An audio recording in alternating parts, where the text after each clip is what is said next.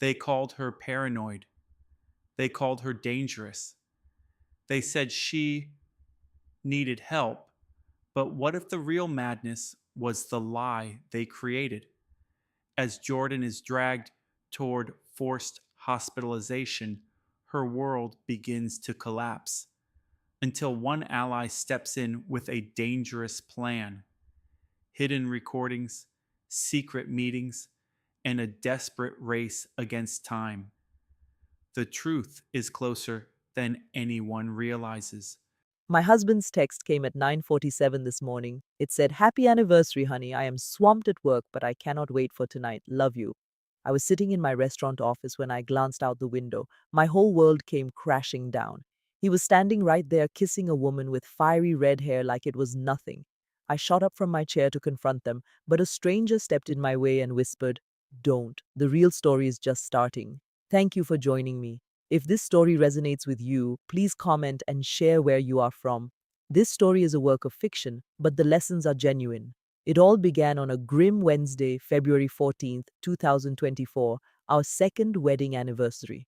I arrived at my restaurant, Rose's Kitchen, at 7:30 in the morning. I wanted to cook a special meal to remind my husband of our love.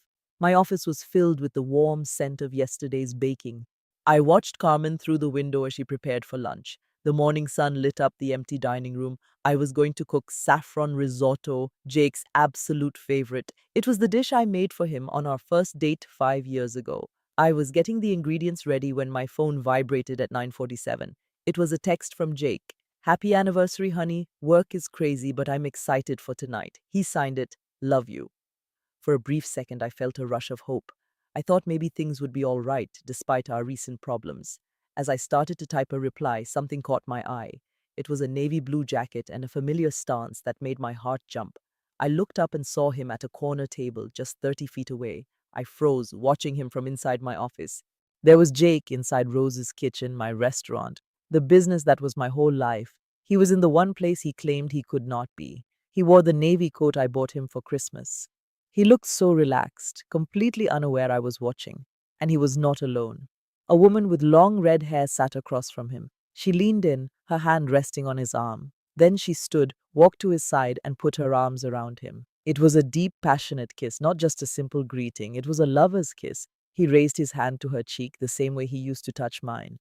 My phone slipped from my fingers and hit the desk. The screen was still lit up with his loving text about being at work. The moment stretched on and on. My mind could not accept what my eyes were seeing. My mind raced, trying to find another explanation. It could not be him. I was tired and my eyes were deceiving me. Maybe this was some kind of bizarre surprise, but I knew that coat, I knew that posture. I knew the gentle way he cupped a person's face because he had done it to me 1,000 times. There was no mistake. I was ready to storm out there and cause a scene. My hand was on the doorknob, my body shaking with rage when a hand touched my arm. I whipped around, my heart pounding in my chest. A woman I had not seen in 4 years stood before me. It was an old friend, Detective Sarah Morgan. She was in regular clothes, but her police badge was on her belt. Her gaze was intense, and her calmness stopped me cold. "Wait," she said, her voice low but firm. "Do not go out there, Zoe. There is something bigger going on." Her grip was gentle but strong enough to keep me from running out and screaming. I just stared at her, completely stunned. Tears streamed down my cheeks and my body trembled. "Sarah, what is going on? I do not understand," I managed to say. "I was just getting a coffee," she said, glancing toward the dining room. "I come here sometimes on my day off. I saw him come in about 20 minutes ago. I saw the kiss and then I saw you. I knew exactly what you planned to do." She gave my shoulder a gentle squeeze. "Zoe, if you face him right now, you will just tip him off. You will lose the chance to learn the truth. Trust me, a man this shameless is hiding much more than an affair." "I need to know," I whispered, my voice breaking. Sarah's eyes softened. "Then you need to go home," she instructed. "Go home this instant while he thinks you are still working. Check his desk, his laptop, everything. Find your evidence. Take pictures of everything. Make copies and then call me." She handed me her card. "If you confront him now, he will just lie. He will make you feel like you are losing your mind and cover his tracks. Do not let him do that." I looked out the window one last time. Jake was getting up, dropping a $20 bill on the table. The woman was already gone. Sarah was right. A confrontation would solve nothing, but going home might give me the answers I needed. "Okay," I breathed. Sarah squeezed my shoulder again. Be smart about this, Zoe. Be safe and tell me what you discover. The moment Jake walked out at 9:52, I grabbed my things. My hands were shaking uncontrollably. I did not even say goodbye to Carmen. I left a pot simmering on the stove. I ran out the back, my apron still on, into the chilly rain. The 12-minute drive home took me only 8. When I arrived, Jake's car was in the driveway. I unlocked the door to our quiet, normal-looking house, but I knew that normal was gone forever. I walked into Jake's home office. The door was ajar. His desk was covered in documents. Right on top was a divorce petition. It named Jake Michael Carson as the petitioner and me, Zoe Maria Martinez, as the respondent. It was all filled out and signed in blue ink by him. The only empty space was the line for my signature. Beneath it was a business appraisal for Rose's Kitchen, valued at $2.8 million. I found a printed email from Marcus Brennan from November 3rd, 2023. It read, Jake, we can close the deal as soon as you get her power of attorney. The $2.8 million offer stands. Get her signature before October 28th.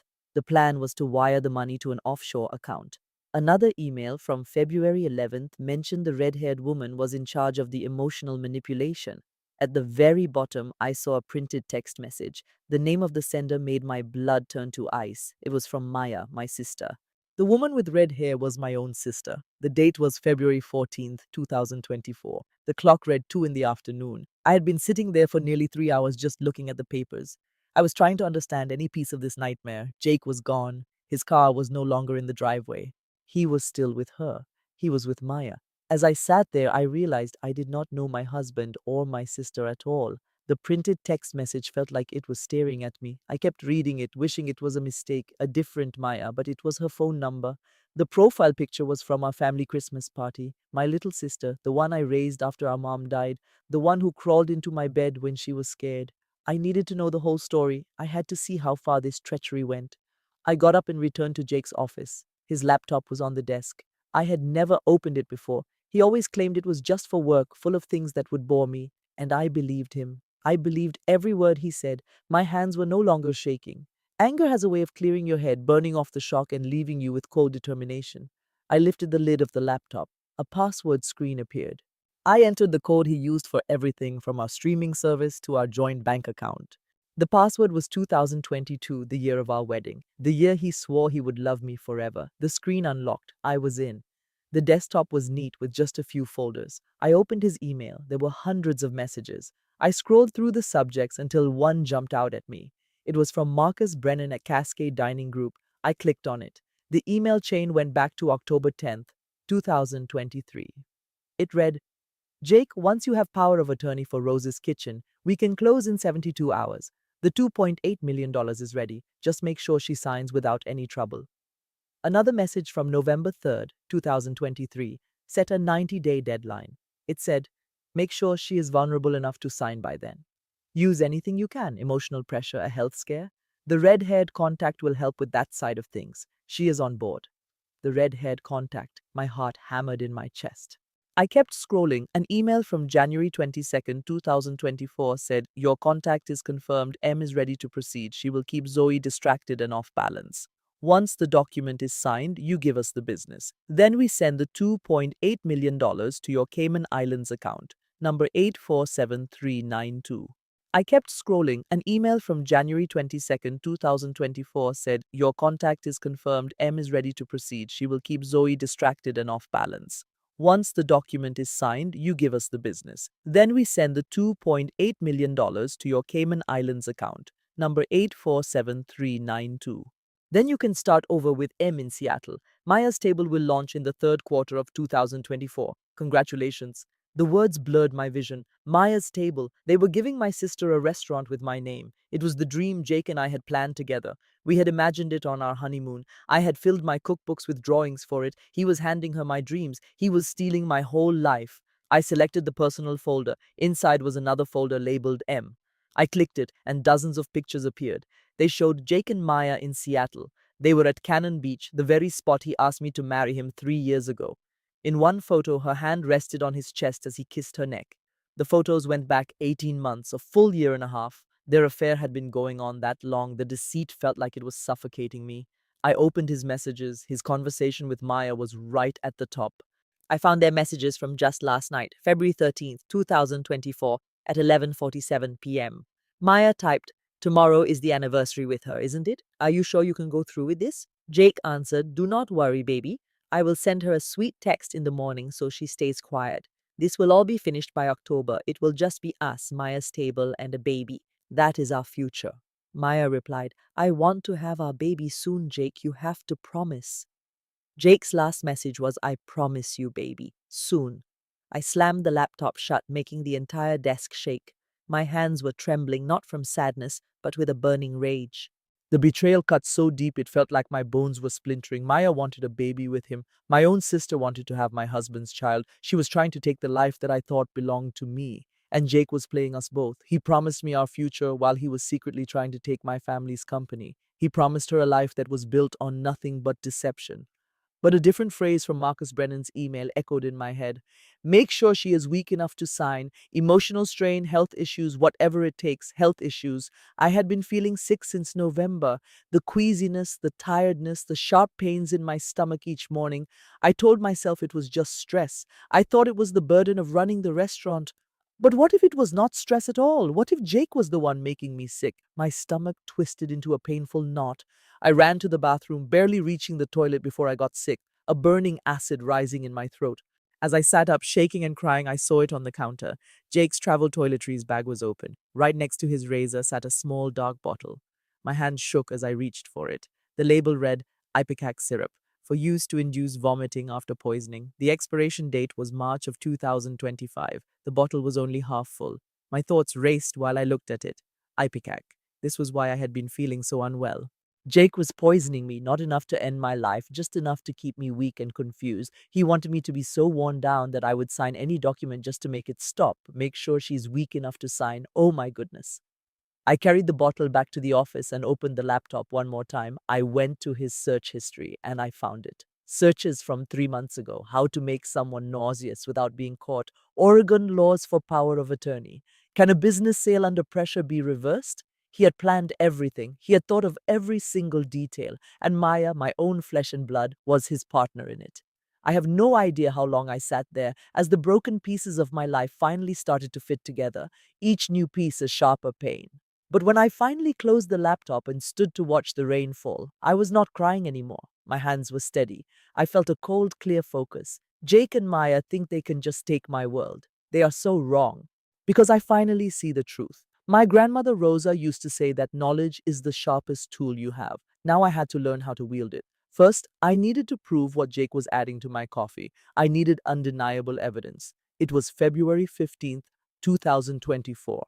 A Thursday, just after 6:30 in the morning in our kitchen. I had been awake the entire night. Each time I shut my eyes, I saw that little brown bottle. Half of the Ipecac syrup was already used. Lying there in the dark, listening to Jake's even breathing, I pictured him smiling every morning as he added poison to my drink. He had come home late after 11. I heard his keys and then his quiet steps on the staircase. I kept my eyes closed and my breathing regular, acting as though I was asleep. He slipped into bed as if it were a normal night, not like he had just been with my sister scheming to destroy my life. I wanted to scream at him, I wanted to hurl the bottle at his head and demand to know why, but I stayed perfectly still. To win this, I had to be more clever. I needed solid proof. So when the alarm rang at 6:30, I got up from bed. I followed my usual morning habits. I brushed my teeth, tied my hair up, and pulled on an old Portland Trailblazers sweatshirt. I walked into the kitchen as if it were any other Thursday.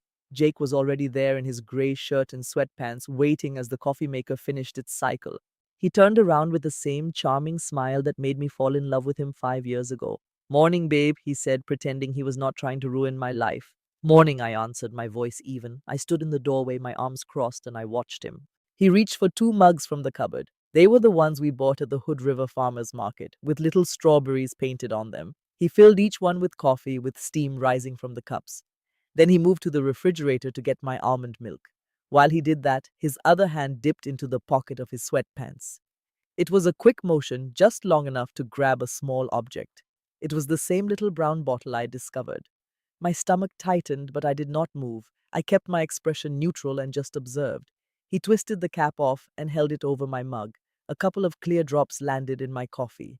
He twisted the cap back on, put the bottle in his pocket, and grabbed the milk like nothing had occurred. The whole thing took less than 5 seconds. A blink would have made me miss it. He stirred both of our coffees with a spoon, the metal making a light tapping noise.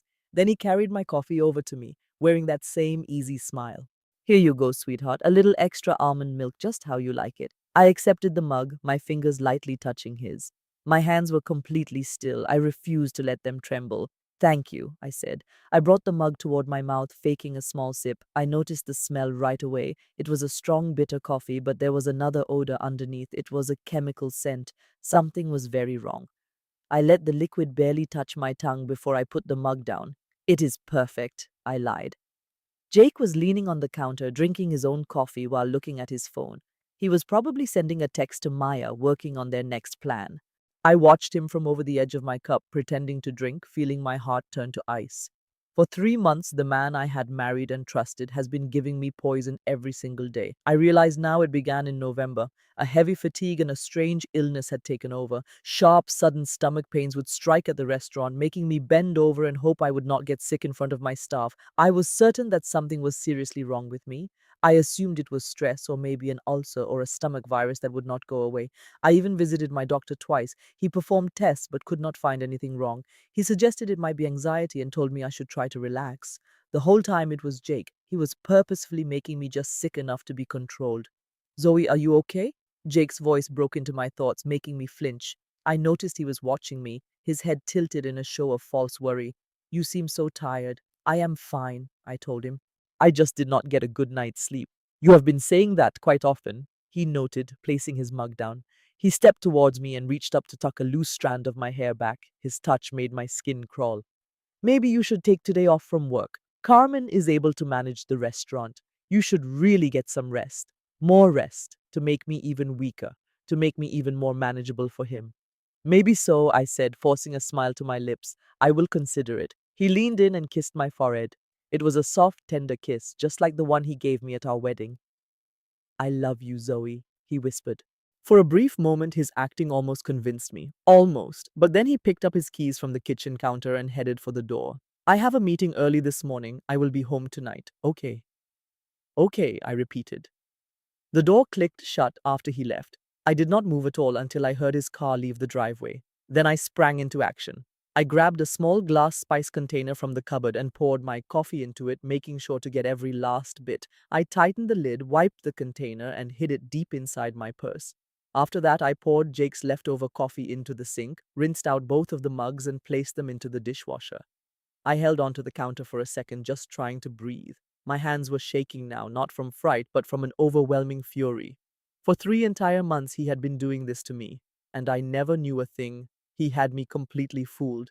But now my eyes were open, and I was going to get my proof.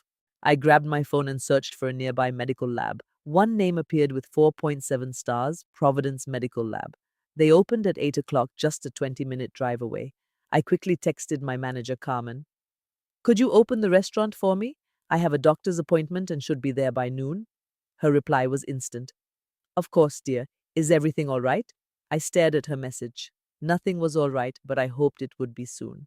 Yes, I typed back. It is just a routine checkup. I put my phone down, took my purse with the coffee sample hidden inside, and walked out the door. If my husband Jake was poisoning me, I had to find out what he was using. I needed undeniable proof, the kind that would be accepted in a court of law. This was bigger than just me. It involved Rose's kitchen, my grandmother's entire legacy, and everything Jake and my sister Maya were trying to take. I refused to let them succeed. On Friday, February 16th, just after 10:15 in the morning, I arrived at the Providence Medical Lab in Portland. For 5 minutes, I sat in my parked car with the engine off, my knuckles white on the steering wheel. I stared at the building's glass doors, afraid they would swallow me. In my purse was a paper bag holding a jar of yesterday's coffee, the coffee Jake had made, the coffee I saw him tamper with. I had told Carmen I was running a quick errand before work. I explained I was meeting a supplier across town about an order. She didn't press for details. Carmen was never one to pry. She simply said, "Take your time." I felt a wave of relief that she trusted me. I hadn't slept at all the night before. I just laid there next to Jake, listening to his steady breathing. I wondered how he could rest so easily after his betrayal, after plotting with my own sister to ruin me, after spending 3 months carefully poisoning my morning coffee. He made coffee this morning just like always. He had the same routine, the same warm smile, and gave me the same kiss before he left for work. I didn't drink any of it. The moment he was gone, I poured it all down the drain. And for the first time in weeks, I didn't feel sick by 9 in the morning. There were no stomach cramps and no dizziness. I felt completely normal. In that moment, I knew with absolute certainty it was the coffee. It had been the coffee all along. I grabbed my purse, took a deep breath, and stepped out of my car. The air was cold and wet, a classic Portland day in February. It was a kind of chill that sinks deep into your bones. I crossed the lot, went through the automatic glass doors, and entered the waiting room. The place was incredibly clean and smelled of disinfectant and a lavender scent that made me feel queasy. A receptionist behind a glass partition smiled at me. "Good morning. How may I help you?" I kept my voice even and said, "I need to ask about a toxicology test for a liquid." Her smile faltered slightly. "Please wait one moment." She made a brief, quiet phone call and then nodded. "Dr. Bennett will see you shortly. You can have a seat." I chose a plastic chair by the window, holding my purse tightly in my lap. The jar inside felt incredibly heavy. Other people were waiting. An older man was using a cane. A young woman was looking at her phone. A mother was soothing her crying child. They were just ordinary people leading ordinary lives. I wondered if any of them were there because their husband was trying to murder them. I seriously doubted it. After about 10 minutes that felt like an hour, a door opened. A woman in a white lab coat came out. She looked to be in her early 40s with dark hair in a bun and kind eyes. "Zoe Martinez," she called. I got to my feet. "That is me." "I am Dr. Rachel Bennett," she said, shaking my hand firmly. "Please come with me." I followed her down a hallway into a small office. She motioned for me to sit, then closed the door and sat across from me at her desk. "So," she began in a gentle tone, "the receptionist said you need a toxicology screen for a liquid. Could you tell me more about it?" I took the jar from my purse and placed it on the desk. A dark, oily layer had formed on top of the coffee. "I need to know what is in this," I said. "Anything that doesn't belong, like poison, medicine, or some kind of chemical." Dr. Bennett picked up the jar and examined it against the light. "And where did this sample come from?" she asked. I paused for a moment. "My husband made it for me yesterday morning." Our eyes met and a heavy silence filled the room. "And you are worried because I've been so sick," I said, the words spilling out. "For 3 months, I have had constant nausea, vomiting, and terrible stomach pains. My doctor ran tests but couldn't find anything. But yesterday, I did not drink the coffee he made, and today I feel perfectly fine. I have no symptoms at all." Dr. Bennett put the jar down. Her face was calm, but her eyes showed deep concern. "Zoe, I need to ask, do you feel safe at home?" The question hung in the air. "Not anymore," I whispered. "But I can't do anything without proof, real legal proof. That is why I came here." She nodded slowly, her eyes fixed on me. "I see. We can perform a full toxicology panel on this. It will check for common poisons, prescription medication, and various chemical substances. How much time will that take?" 72 hours, she replied.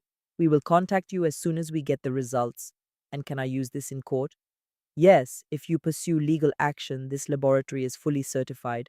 Our findings are admissible in court." She paused. "Zoe, if you feel you are in immediate danger—" "I am not," I interrupted. "Not at the moment. He has no idea that I know. And I must keep it that way until I have what I need to stop him." Dr. Bennett observed me for a moment, then nodded. "Understood. The test is $127.50. We can submit it to your insurance if—" "No," I said, pulling out my wallet. "I used an old credit card of my mother's that I saved for emergencies. I will pay with this. Please do not bill my insurance." She didn't question my request. She simply processed the payment and gave me the receipt. She said they would call on Monday afternoon. She also told me to call 911 or her personal number if I felt unsafe. She gave me her business card. I put the card and receipt away. I thanked her sincerely. As she walked me out, she placed a hand on my shoulder. "Please be safe, Zoe." Back in my car, the cold air felt sharp on my face. I sat for a moment, my hands trembling. It was finally done. In 3 days, I would know what Jake had been putting in my coffee. With that proof, I could figure out my next move. I started the car and headed to Rose's kitchen. On the way, I realized something. I felt so much better today. My mind was clear, my stomach was calm, my head didn't hurt. I felt like myself again after months of being sick. That thought was almost as terrifying as the poison itself. It meant Jake's plan had been working. He was slowly breaking me down piece by piece without me even knowing, but now my eyes were open 72 hours. I just had to wait 72 hours to learn if my husband was trying to kill me. Then I would know how to stop him for good. It was Monday, February 19th, and I was at Rose's kitchen. I was getting everything ready for the dinner crowd when my phone vibrated in my pocket. I dried my hands and checked the screen. It was an unknown Portland number. A knot of fear tightened in my chest. I went to the back office to answer it. Hello? Zoe, this is Dr. Rachel Bennett from Providence Medical Lab. Her voice was steady, but I heard an urgent tone just beneath it. Can you come to the clinic now? I have your test results and I think we should discuss them in person. My stomach plunged. Did you did you find something? Yes, she said softly. And I believe you will want to see this as soon as you can. I told Carmen I had to leave for an hour. I grabbed my things and was driving before I could even process it. The 12-minute drive felt like it took hours. My hands gripped the wheel as my thoughts raced. They found something. I had proof. When I reached the lab, my heart was beating so fast I could feel it in my throat. Dr. Bennett met me in the same office as before. She stood as I entered, motioned to the chair, and shut the door behind me. A light brown folder sat on the desk. She sat down, opened it, and pushed a lab report toward me. Zoe, she began quietly, the results arrived this morning. I waited to call because I had the lab run the test again. This is extremely serious. I looked down at the paper in front of me. The medical report was a blur of technical words, but one line glowed in yellow. Ipecac syrup was detected, 15 milliliters in a sample of 250 milliliters. My vision swam for a moment. I had to blink to see clearly. Ipecac, I breathed, my voice barely there. That makes you throw up, doesn't it? Dr. Bennett nodded. Yes, it is used to cause vomiting after a poisoning. We do not use it much anymore because it can be dangerous. She explained that a daily dose in a cup of coffee would not kill you quickly. Instead, it would bring on constant sickness, vomiting, tiredness, and stomach pain. I finally met her gaze. For how long? She replied. If you drank this every day for months, it could cause extremely serious long-term health issues. The doctor continued, listing the consequences: dehydration, muscle decay, and lasting harm to my digestive system. She paused, then looked right at me. Zoe, someone has been poisoning you intentionally. And from what you have told me, this has been happening for at least 3 months. The room started to spin. I reached for the desk to keep my balance. 3 months. The sickness began in November. The exhaustion, the aches. I blamed it on stress. I told myself it was all in my imagination, but it was Jake. For 3 months, he had smiled at me, kissed me, and handed me my morning coffee, all while he was poisoning me. Zoe, Dr. Bennett said, her voice gentle but strong, you need to report this to the police immediately. This is a crime. The person responsible is guilty of assault and maybe even attempted murder. You are not safe. I shook my head. No, I cannot. Why not? She asked. Because this is not enough, I said, tapping the report. I need to know his whole plan. If I go to the police now, he will just deny it. He will say I am crazy or that I poisoned myself to frame him. He is clever. He has a lot of money and a team of lawyers. He is already trying to take everything from me. Dr. Bennett's expression turned grim. Zoe, if he is poisoning you, he could get more dangerous.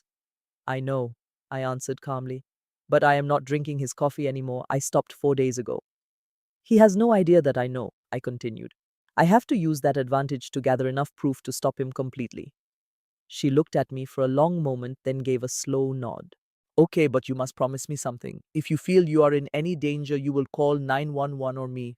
She took out a card and wrote a number on the back. This is my personal cell. Call me anytime. I accepted the card, folded the report, and slipped them into my purse. Thank you, Dr. Bennett, for everything. At the door, she placed a hand on my shoulder.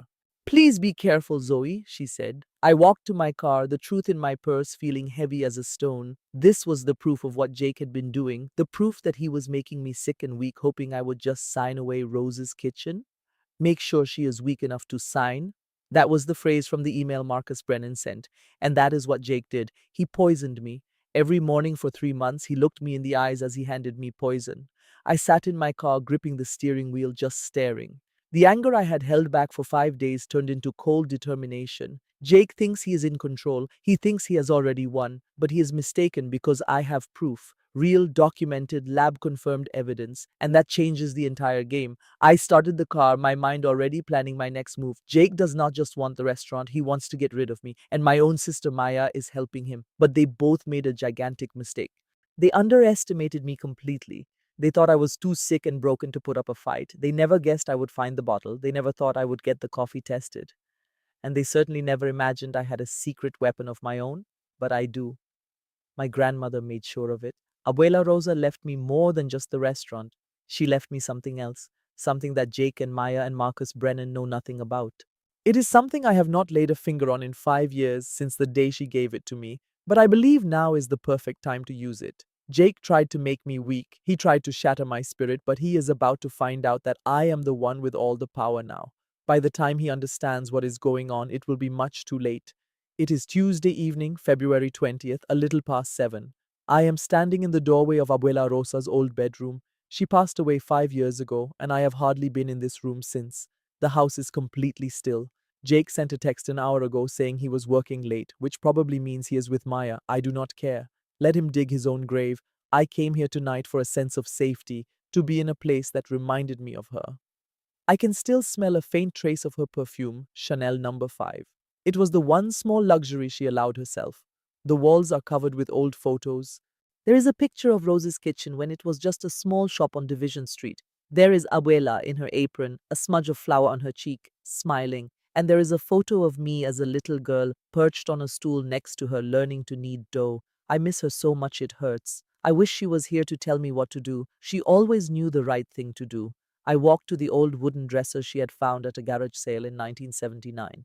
She had refinished it by hand. Sitting on top, in a place of honor, is her recipe book. This is not the version they sold at the restaurant. This one is her personal journal, bound in leather, now 45 years old. The cover felt soft and worn from so many years of her touch. Inside, her beautiful flowing handwriting filled the pages with all her famous recipes. Mole negro, tamales oaxaqueños. I had looked through it many times, but I could never bring myself to cook from it.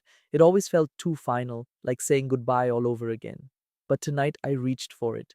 I'm not sure why. Maybe I just needed to feel her presence. Maybe I needed to remember that I come from a long line of very strong women.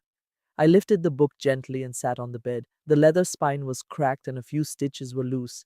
As I held it, a corner of the cover caught my sleeve and I heard a quiet tearing noise. My heart dropped. Oh no, please do not let it be damaged. I looked closer. The leather on the inside cover had pulled away, showing something underneath. It was not cardboard like I expected. It was paper. I placed the book on my lap and carefully pulled back more of the torn leather. There, tucked away in a secret pocket, were 3 folded pieces of paper. My hands were shaking as I took them out. The first was a letter, written in blue ink in my abuela's hand. I carefully unfolded it, smoothed out the wrinkles, and began to read. My dearest granddaughter Zoe, if you are reading this, it means I have passed on. It also means a betrayal has taken place. I always worried this day might arrive. Your grandfather and I put our whole lives into Rose's kitchen, but our success came with a cost. I know that achievement can make others dangerously jealous, so I made a plan to protect you after I was gone. I have established a trust fund for you, my dear, worth $850,000. The account is at Wells Fargo Bank under my name. It is managed by my lawyer, Benjamin Hartley. He is a dear friend of 40 years who I trust completely. The fund has one very important rule. It can only be accessed with proof that someone is trying to steal Rose's kitchen from you. If you are reading this letter, I know you now have that proof. You must contact Benjamin. Show him everything you have found. He will help you get the money. Use it to protect yourself and to save our restaurant. This is your protection now, Zoe. Please use it with care. My love for you will last forever. Abuela Rosa. The words became blurry as I read. Warm tears rolled down my face and I did not stop them. She had known this could happen. She knew I might need help and she made sure I would have it. Even after all this time, she is still watching over me. I wiped my eyes and looked at the next paper she had left behind. The first document was an official certificate from Wells Fargo Bank issued a decade ago in January 2015. It detailed the Rosa Martinez Family Trust Fund and its principal value of $850,000. The next paper was a business card for an attorney named Benjamin Hartley. A phone number was printed right below his name. I sat there for a long while, holding her letter and the certificate in my hands. $850,000. That was more than enough money for the best lawyers in Portland. It was enough to take on Jake and Marcus Brennan. It was enough to rescue my grandmother's dream. but it also confirmed she believed in me to protect her legacy. She knew I would not give up. I folded the letter with care and placed it back inside the book with the papers. I got up and walked to the window, gazing down at the street. The city lights began to flicker on, creating long shadows on the sidewalk. Somewhere in the city, Jake was with Maya, convinced he had already won. He assumes I am too defeated and frightened to put up a fight. He is mistaken. My grandmother gave me the means to protect myself. Now it is time to use them. In the morning, I will call Benjamin Hartley. I will show him the lab report, the emails, and the fake signatures. I will lay out everything. Then I will access the trust fund, and my fight will truly start. It was Wednesday, February 21st, shortly after 3 o'clock in the afternoon, when I walked into the law firm of Hartley and Associates on 3rd Avenue. The office was located in an old brick building from before the war, featuring tall ceilings and ornate molding. The air carried the scent of old leather books and wood polish. A receptionist with silver hair offered a warm smile. "You must be Zoe Martinez. Mr. Hartley is waiting for you." She guided me down a hall adorned with framed diplomas and vintage photographs of Portland. My heart was racing. I had made the call that morning, my voice shaking. "My name is Zoe Martinez. My grandmother, Rosa Martinez, suggested I contact Benjamin Hartley. This is incredibly urgent." An appointment was scheduled for 3 o'clock that very afternoon, and there I was, carrying a large envelope in my purse with my grandmother's letter, the report, and every single document. The receptionist paused at a heavy oak door with a brass plaque that read Benjamin Hartley, Esquire. She knocked lightly and then opened it. "Zoe Martinez has arrived." A strong, kind voice replied from inside. "Please show her in." I entered the office, and he stood up from behind his desk to welcome me. Benjamin Hartley looked exactly as I had imagined. He was in his mid-60s, with perfectly styled silver hair, gold-rimmed glasses, and a classic gray suit that gave him an air of dignity. He extended his hand. "Zoe," he said. The way he said my name sounded so natural and familiar that it brought a lump to my throat. "Please, have a seat." I sat in a leather armchair as he settled back into his, resting his hands on the desk. He observed me for a moment with a gentle, sympathetic look. "You look so much like her," he said softly. "Like Rosa. You have her eyes and her spirit." I fought back tears. "Not now." "You must have known each other for a very long time." 40 years, he replied. "She first came to me in 1984, right when Rose's Kitchen was starting. We became dear friends. She was one of the toughest people I've ever met, and she spoke of you constantly. She was so very proud." A sharp ache tightened in my chest. "She mentioned the trust to you?" "Yes, she did," he confirmed, his tone growing more serious. "10 years ago. It was her life savings from 30 years of work, $850,000. She had me promise to keep it a secret even from you unless someone made a move to steal the restaurant." I gave a slow nod. "Someone is trying to." I took the large envelope out of my purse and placed it on his desk. Benjamin opened the envelope and examined every document inside. He started with my grandmother's letter, and I watched his expression harden. He then picked up the report from Providence Medical Lab. His eyes widened when he read the word Ipecac. He looked over the forged divorce documents, followed by the emails from Marcus Brennan. He read each word with great care, his face growing darker with each new page. After he had finished, he set the papers down and looked directly at me. "Zoe," he said, his voice quiet but filled with anger, "this is much more than just fraud. This is attempted murder." "I know," I whispered. "That is why I came here. I need your help." Benjamin leaned forward in his chair. "You have my help, and you also have Rosa's. She was worried that someone might go after you in the restaurant. That's the very reason she set up the trust with that specific condition. It can only be accessed if there is a proof of an attempt to take Rosa's Kitchen." He pointed to the documents. "And this is your proof. It is solid, well documented, and cannot be disputed." A wave of profound relief washed over me. "So the funds are accessible?" "Yes," he replied, "but we must move quickly. I am filing an emergency motion with the Multnomah County Court this afternoon. We are going to ask for three things. First, a temporary order that freezes all marital assets, which includes the restaurant. That will stop Jake from being able to sell it. Second, we will request the immediate release of the trust, which will provide you with the money you need. And third, we will demand a formal criminal investigation into Jake Carson for forgery, fraud, and poisoning." My heart began to beat faster. "How much time will that require?" "With an emergency motion and evidence as strong as this, a judge could make a decision within 48 hours. If it gets approved, Jake will be prevented from touching Rose's Kitchen, and you will have full access to the $850,000. I exhaled a breath I did not realize I had been holding. And what about the poisoning? Benjamin's face grew very stern. That is a matter for the police. The court can initiate an investigation, but law enforcement will require your full cooperation. Do you know of anyone there that I could call? The name of my high school friend, Detective Sarah Morgan, immediately came to mind. I had not contacted her yet, but now was the time. I do, I replied. Benjamin gave a nod. Good. As soon as we file, Jake will realize something is wrong. He will become nervous. People who are scared can act recklessly. You are going to need someone watching out for you. I will call her, I assured him. He rose to his feet, and so did I. He came around his desk and put a hand gently on my shoulder, just like my grandmother used to. Rosa loved you more than anyone, Zoe. She would be so immensely proud of you right now. The tears returned, and this time I let them fall. I just miss her so much. I know, he said softly, but she is always with you. She lives on through you, through her restaurant, and in this fight that you are on the verge of winning. I left his office 1 hour later, holding a copy of the court petition and with a hearing set for Friday, February 23rd. As I headed to my car, the sun finally pushed through the overcast Portland sky.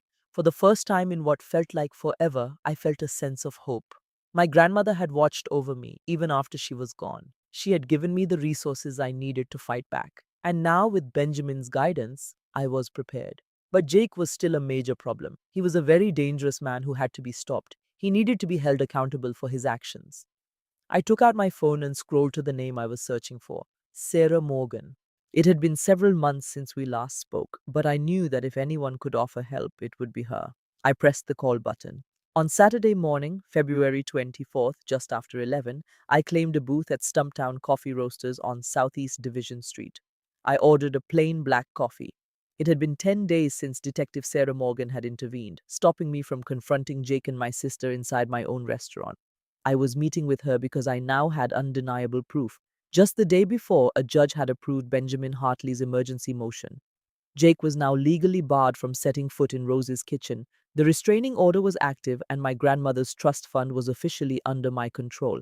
But a court order was not enough. I needed to see Jake put in jail. That is why I had called Sarah the previous night. Sarah entered the coffee shop at 11:15. She was wearing jeans and a black leather jacket with her badge clipped clearly to her belt. She moved through the busy cafe with the same sharp awareness she had displayed 10 days earlier. She saw me right away and slid into the seat opposite me. Zoe, she started, her voice gentle, how are you managing? I looked her straight in the eye. I am managing because you were there for me that day. If you hadn't stopped me, I would have ruined my entire case. Thank you, Sarah. She gave a slight nod. I am just glad I was able to help. Now, tell me what you have found. I slid a thick manila folder across the table toward her.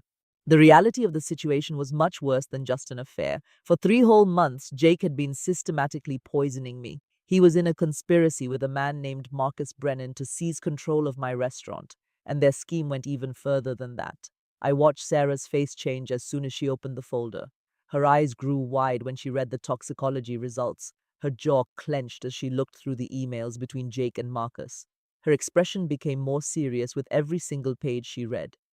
The very first document was the lab report. It stated that the coffee sample contained 15 milliliters of ipecac syrup. That amount was enough to cause chronic nausea, vomiting, and extreme fatigue. Sarah could only manage to whisper, "Oh my goodness." "How long was he doing this?" she asked. "For 3 months, from November all the way to February," I replied. "Every single morning he would make my coffee and add a dose of poison. I just thought I was getting sick. The doctors were never able to find the cause. All this time, Jake was just making me weaker. He wanted me to be too tired to fight back when he tried to take the restaurant." Sarah then showed me the emails between Jake and Marcus. I saw the words that were burned into my mind. "Make sure she is weak enough to sign." Then I saw another one. "The Ipecac is working. She is losing weight and has no energy." Their plan was to move $2.8 million to an offshore account right after I signed. She put the papers down and looked at me, her eyes filled with rage. "This is attempted murder," she said firmly. "Poisoning someone to force them to do something is aggravated assault at the very least." "This could be seen as attempted murder," she stated, pointing to an email from Marcus. "Marcus Brennan would be an accomplice. We are talking about conspiracy and financial abuse. They could both face serious jail time." "That is not all," I replied, handing her the fake divorce papers. I also presented a business valuation for $2.8 million. Then I gave her the false fertility clinic reports Jake showed my sister Maya. He actually had a vasectomy 5 years earlier. I also provided pictures of Jake and Maya at different hotels and restaurants. Sarah reviewed every piece of evidence carefully, writing down notes. After she was done, she took a deep, slow breath. In my 10 years on the force, I have never seen a case of fraud and abuse with this much documentation, she told me. We have lab results, emails, bank records, and photos. Should I go and arrest Jake right now? She asked. I shook my head.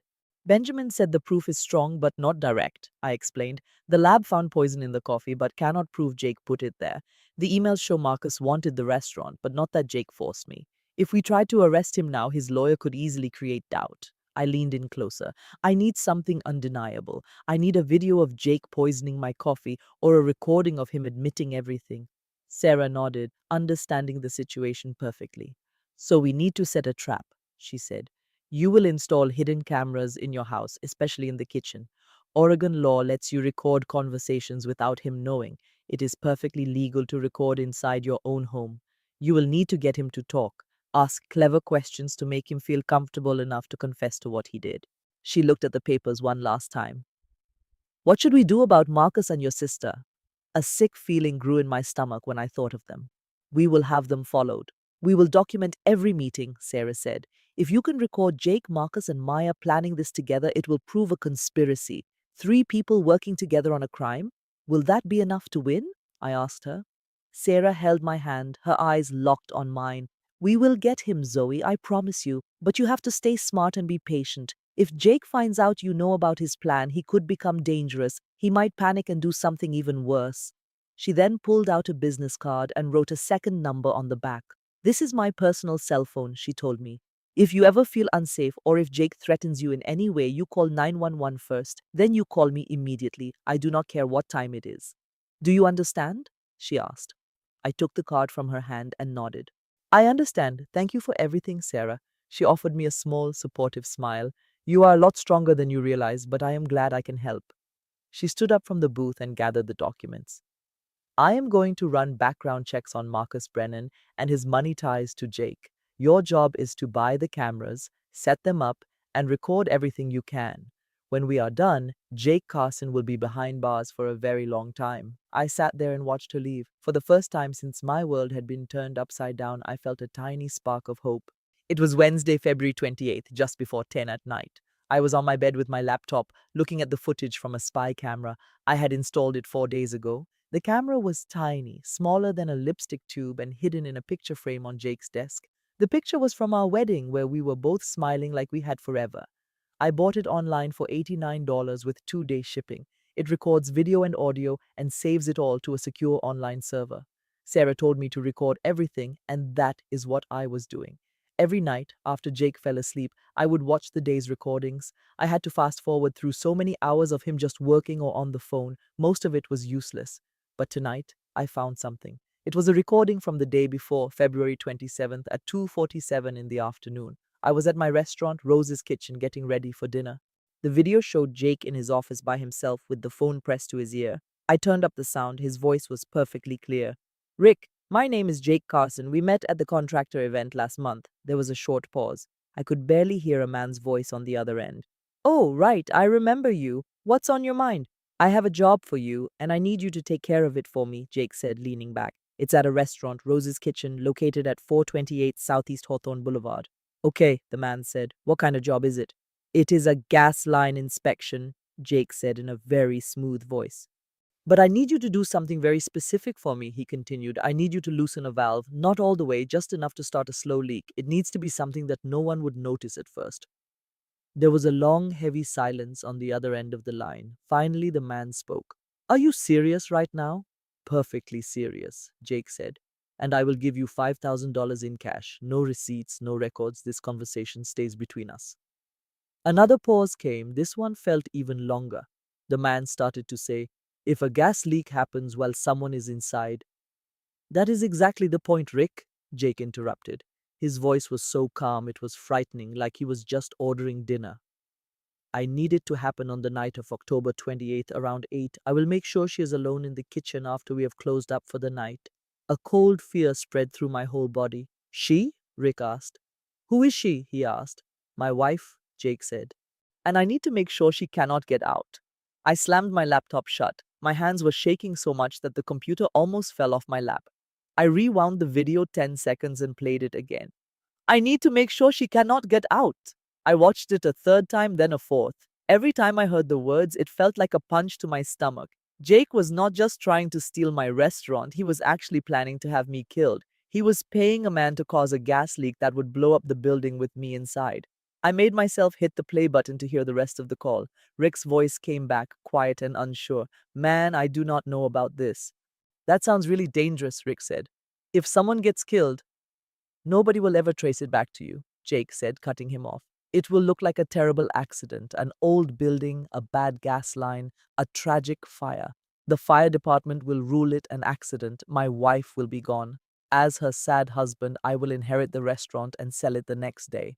The plan is clean and simple, and you will walk away with $5,000. I'm going to need to think about this, Rick finally said. You have until March 15th to make up your mind, Jake told him. After that day, the offer is gone. Let me know. The call ended. Jake put his phone down, stretched his arms, and went back to his work like he hadn't just hired someone to murder me. I closed the laptop and the room went dark while I just stared at the wall. October 28th. That was 8 months away. For 8 months, Jake had been planning this. He lived in my house, he kissed me, he pretended to love me, all while he was setting up my own murder. I felt sick to my stomach. I ran to the bathroom and splashed my face with cold water. The woman in the mirror was a total stranger. Her face was white and her eyes looked empty, filled with terror. But under that fear, a new feeling was starting to grow. It was a hot, burning anger. For 3 months, Jake had been poisoning me. He had faked my signature on documents. He had plotted with Marcus Brennan to steal the business my grandmother built. He had been with my own sister. And now he was planning to have me killed. He wanted me erased. He wanted to wipe me off the earth so he could take everything and start over with Maya. My hands gripped the sink and I could barely breathe. No, I whispered at my own reflection, I will not let you do this. I went back to the bedroom and opened the laptop. I immediately made 3 copies of that video file. I put the first copy on my phone. I saved the second copy to a flash drive and hid it in my purse. The third copy I sent to a secret email account. Then I sent a text message to Sarah. I have the proof. Can we meet tomorrow morning? It is an emergency. She replied in less than a minute. 7 in the morning at my office. What happened? I paused for a second, then typed, Jake hired someone to kill me. I have the whole conversation recorded on video. The 3 dots appeared as she typed her reply. Oh my God, Zoe, are you safe right now? Yes, I replied. He is sleeping. I am fine. Lock your bedroom door. Do not let him come in. I will see you at 7 o'clock, she confirmed. I got out of bed and made sure the door was locked. Then I sat back down to watch the video one last time. October 28th. He had chosen the date, the weapon, and the place. But he made one huge mistake. He had no idea I was watching every single thing he did. He did not know I was recording his every word. And now I had the proof. This was clear, solid evidence that Jake Carson tried to hire someone to kill me. Tomorrow I will give it to Sarah and we will stop him together. But for now, I sat in the silence, hearing my husband breathing in the next room, and I realized something important. I was not afraid anymore. I am ready. The day he has planned is 8 months away. But my husband Jake does not know that I'm aware of everything. By the time he understands what is going on, it will be all over for him. It was Tuesday, March 5th, a little after 4 in the afternoon. I walked into Anderson Investigations, an office on Southwest Morrison Street in downtown Portland. The room smelled strongly of old coffee and cigarettes, ignoring the no smoking sign on the wall. A man in his 50s with short gray hair sat at a messy desk, buried under files and coffee cups. He looked up as I came in. Are you Zoe Martinez? He asked. I told him I was. Tom Anderson, he said, standing to shake my hand firmly. Please, have a seat. I sat down across from him, clutching my purse on my lap. I had hired Tom 5 days earlier, right after I showed the video to Sarah. The recording clearly captured Jake paying Rick Donovan to end my life. Sarah began an official investigation, got a warrant, and advised me to stay quiet. But I could not just wait around. I needed more answers. I had to know why Jake was doing this, and I needed to find out how deeply my sister Maya was involved. That is why I hired Tom. I told him to follow both Jake and Maya, to note everything they did, and to figure out their plans. He slid a thick yellow folder across the desk to me. Here is the first report, Tom said.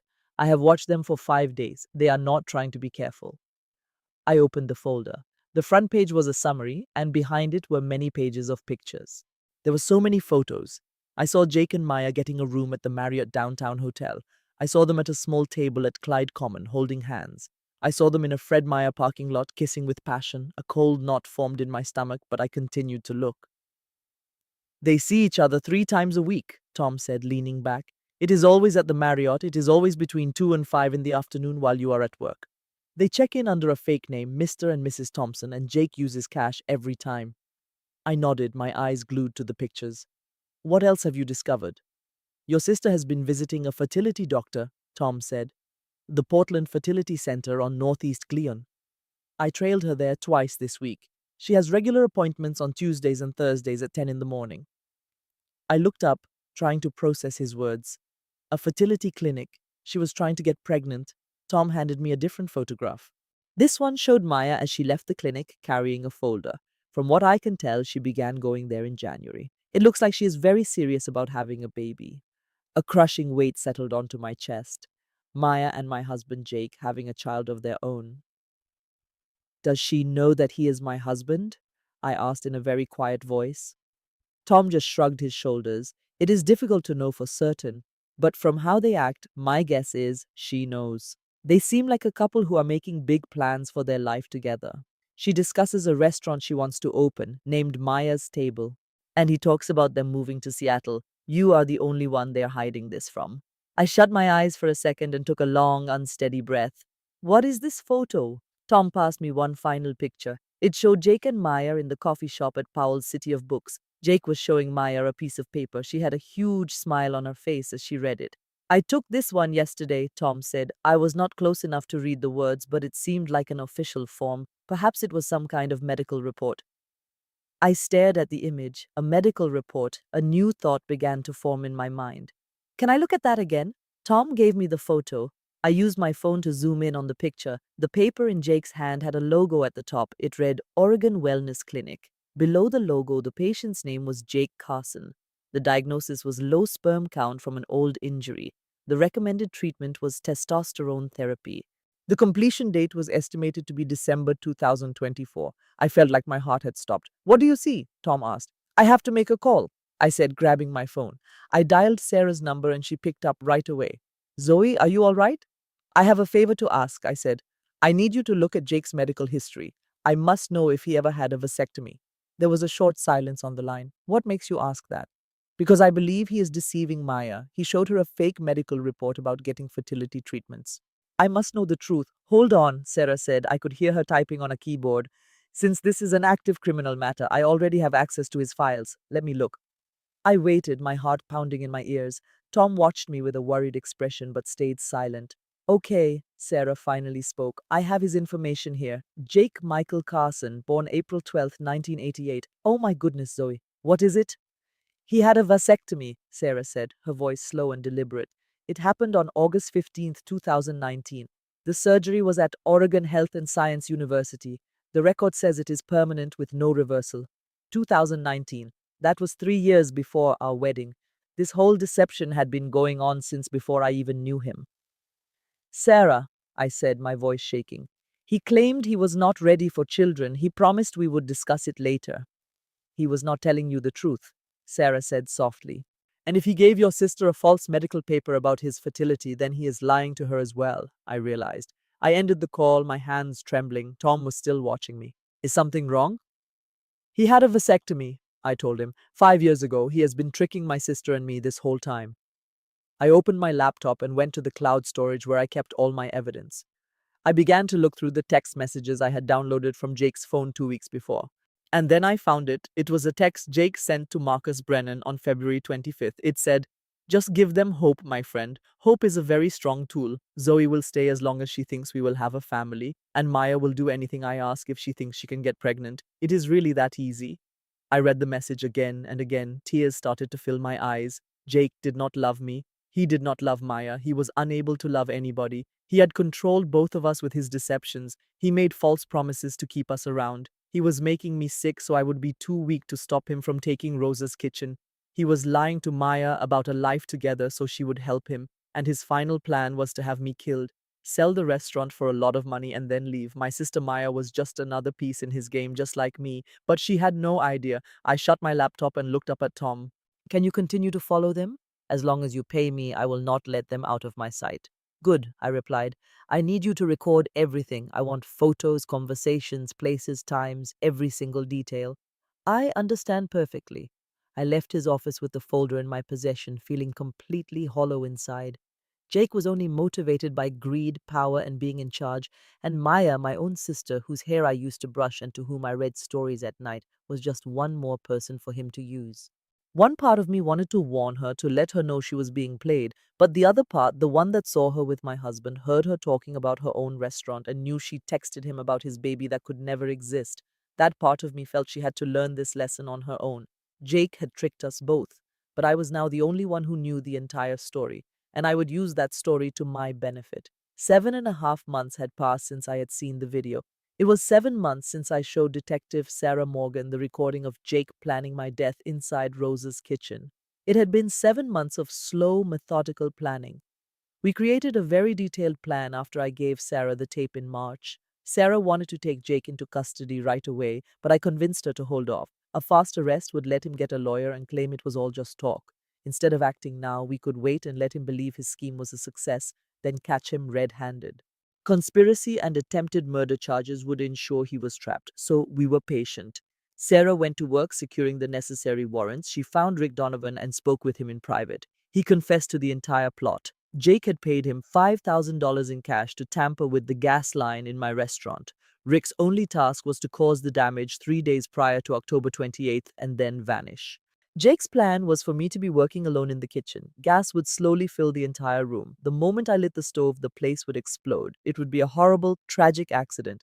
The grieving widow then sells the restaurant and disappears with all the money. But I was aware of his whole twisted scheme. Now, with his cruel deadline just 3 days away, it was my turn to make a move. On Friday, October 25th, shortly after 2 in the afternoon, I stood in my kitchen holding my phone. Oregon Natural Gas, Brenda is speaking. How may I help you? I made my voice steady and said, Hello, my name is Zoe from Rosa's Kitchen. I believe we might have a gas leak. I have noticed a smell near the stove for a couple of days. All right, ma'am, we handle these situations with the highest priority. I am dispatching a technician to you immediately. Could you please verify the address? 428 Southeast Hawthorne Boulevard in Portland. That is correct. We will have someone there in under 60 minutes. Please do not use any matches or lighters. If the smell becomes stronger, you must evacuate the building. I understand and thank you. After ending the call, I waited. Roughly 50 minutes later, a white van from the gas company pulled up. A man in a blue uniform and a hard hat got out, carrying his tools and a detection device. I went to the door to meet him. Hi, I am Zoe Martinez. I am the owner who called you. Eddie Parker, he replied, shaking my hand. Let us figure out what is happening. I showed him the way to the kitchen, where he right away began using his equipment to inspect the area around the stove. After a minute, his expression changed. Ma'am, you did the right thing by calling us about this valve. He gestured to a brass fitting on the gas line behind the stove. This has been intentionally loosened. It was not enough to create an immediate leak, but the stove's heat would have caused gas to pour out. This could have led to a massive explosion. A wave of sickness hit my stomach, but I kept my expression completely blank. Can you fix it? Yes, absolutely. I will tighten it right now and then inspect your whole system. I will make sure everything is perfectly safe. For the next 20 minutes, he carefully tightened fittings, checked all the pipes, and scanned every inch of the line with his detector. At last, he stood up straight. Okay, you are all set. Everything is secure. I am not detecting any leaks at all. But I have to ask, do you have any idea how that valve came loose? That kind of thing does not happen on its own. I took a slow, deliberate breath. I am not certain. Perhaps something just fell and hit it. He shot me a doubtful glance, but did not press me for another explanation. Okay, well, it is completely safe now. He continued, I am required to file a report about this with my main office. Actually, I interrupted, pulling $500 in cash from my wallet. I was hoping you could help me with something. My husband worries a lot about things like this. If he learns that I called the gas company, he will say I am being paranoid, and we will get into a huge argument. Is there any way you could not file the report just as a personal favor? This is for your trouble. Eddie stared at the money in my hand, and then he looked up at my face. Mom, company policy requires me to report every single service call. I understand, I said, but you fixed the problem. Everything is safe now. I would really just prefer to avoid a fight with my husband. He considered it for a moment, then took the cash and slipped it into his pocket. All right, but you must call us immediately if you smell gas again. Do you understand me? I will. Thank you so much. After he left, I locked the door behind him and exhaled deeply. The first part was complete. The gas line was secure, but Jake and Rick were totally unaware. They believed their lethal trap was set. Even so, I needed an insurance policy. I had to have my own way to control the gas. I picked up my phone to place another call. Walsh Gas Consulting, this is David speaking. Hello, David. My name is Zoe Martinez. I require a remote shutoff valve to be installed on a commercial gas line, and it has to be done today. The cost is not an issue. My schedule is full today, but I believe I can fit you in around 6 o'clock this evening. What is your address? Promptly at 6 o'clock, a plain work truck parked outside, and David Walsh stepped out. He was an older gentleman with gray hair, dressed in jeans and a flannel shirt. My friend Sarah had assured me he was both dependable and discreet. I let him in through the rear entrance. Show me the gas line, was all he said. I brought him into the kitchen. He carefully examined the main valve, the fittings, and all the connected pipes. So you want the remote valve installed on this particular section? Yes, I need the ability to shut off the gas from any location, simply by using my phone. He gave me a look full of curiosity. Are you experiencing some kind of problem here? Let us just say that I require complete control over what occurs on my property. He gave a slow nod. I understand. I can install a smart valve that is connected to a cellular signal. You will be able to manage it with an application on your phone. The work will require about 2 hours. The total cost will be $1,200. Perfect. David worked in a quiet and focused manner. He fitted a small valve behind the stove, wired it to a control unit, and then linked that unit to an app on my phone. Once he was done, he took out his own phone. Download this application, GasSafe Pro. I have already configured your valve with it. Do you see this button? I glanced down and saw a large red button on the screen labeled Emergency Shutoff. If you press that, the valve will close instantly. The flow of gas will stop completely. Your stove will not light. Nothing will work. And how do I turn it back on? You can press the green button, but it is always much safer to reactivate it manually at the valve itself. That is wonderful. I gave him the $1,200 in cash. He accepted the money, gave me a brief nod, and departed without saying anything else. I stood alone in the silent kitchen, looking at the app on my phone. A single button gave me total power. I needed to see it work. I pressed the red button. I heard the distinct click of the valve closing. I pressed the green button. It clicked back open. I repeated this 3 more times just to be absolutely sure. Then I went online and ordered a handheld gas detector with 2-day delivery. I put my phone in my pocket. The restaurant was finally safe. I was the one controlling the gas now, and Jake had no idea what was coming. I walked over to the front window and gazed out at the street. The sun was going down, creating long orange shadows. In only 3 days, Jake would come through that door, fully expecting me to be gone. He would anticipate a fiery blast. He would be planning to inherit my entire life and just walk away, but he was terribly wrong. October 28th was not going to be the day I lost my life. It was going to be the day that Jake Carson's entire world fell apart around him, and I was the one who was going to light the fuse. On Sunday evening, October 27th, I sat by myself in the restaurant's office. I gripped my phone tightly, my stomach churning with anxiety. Tomorrow was the big day, the day Jake had scheduled for my murder, the day I would finally end this nightmare. The restaurant is always closed on Sundays, leaving the dining area completely dark and still. The only noises were the faint hum of the kitchen refrigerator and the soft ticking of a clock that my grandmother had hung on the wall 30 years ago. A storm had rolled in and rain was now beating against the windows like countless tiny drums.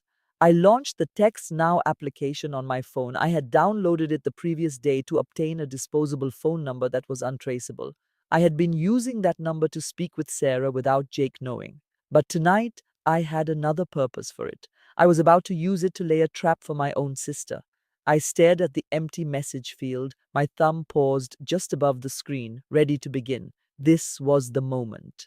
This was the way I would lure Maya into my plan. A small, foolish part of my heart wanted to phone her. It wanted to offer her one final opportunity to escape, to explain that Jake was only using her, that he would discard her as soon as she was no longer useful.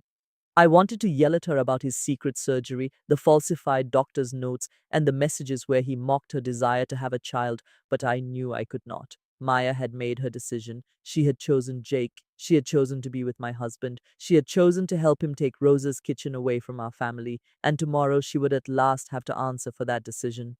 I drew in one long, unsteady breath and began to write. The message needed to sound exactly like it came from Jake.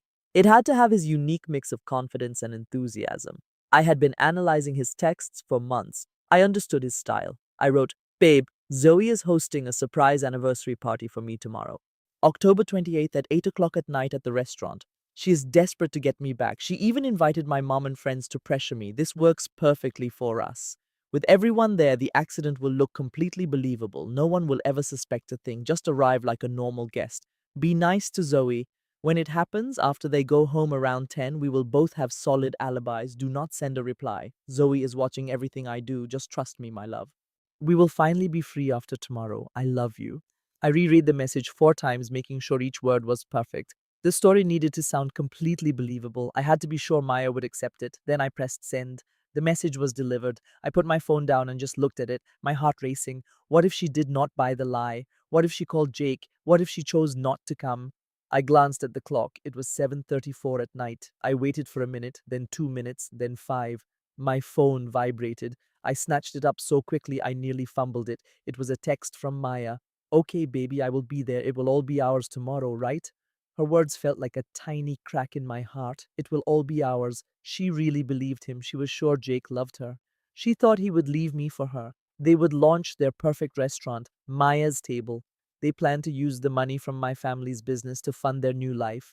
She didn't know Jake had a procedure 5 years ago that made him unable to have children. She didn't know he was lying about wanting a family with her. She was blind to the fact he would leave her the moment he got what he wanted. He would leave her with absolutely nothing. Even worse, he would pin the entire crime on her. I typed out a response, still pretending to be Jake. We will have it all, baby, I promise. I will see you then. Wear something pretty. And do not forget to act shocked when you get there. Her answer was immediate. I will. I love you. I closed the conversation, deleted the entire chat, and erased the phone's data. I sat alone in the dark office, staring into space, feeling hollow inside. I did not feel clever or victorious. All I felt was a deep, crushing sadness. Because tomorrow Maya would arrive at Rose's kitchen thinking her life was about to begin. Instead, her whole world was going to shatter. But I could not let that deter me. Not at this point. Not after all Jake had done to me. I got to my feet, put the phone in my pocket, and went to the window. The rain continued to fall, blurring the headlights on Hawthorne Boulevard. Somewhere out there, Jake was probably at his house, texting Maya. He was likely polishing his story for the police about his wife's tragic accident. And somewhere else, Maya was feeling happy, believing she had won. But tomorrow they would both discover the truth. The stage was set for tomorrow. I turned away from the window, locked the office, and went home. My plan was completely ready. I had complete control over the gas supply. The proof was stored securely in 3 separate locations.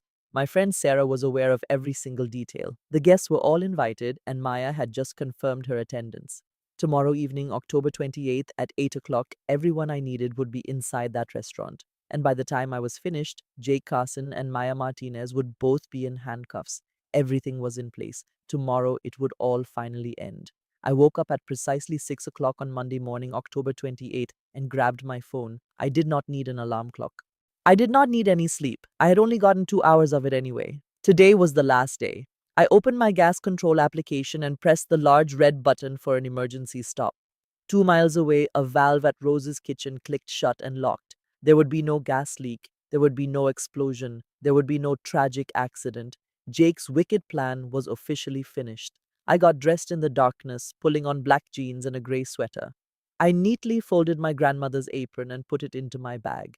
I drove along the quiet, rain-slicked streets of Portland until I arrived at Rose's kitchen.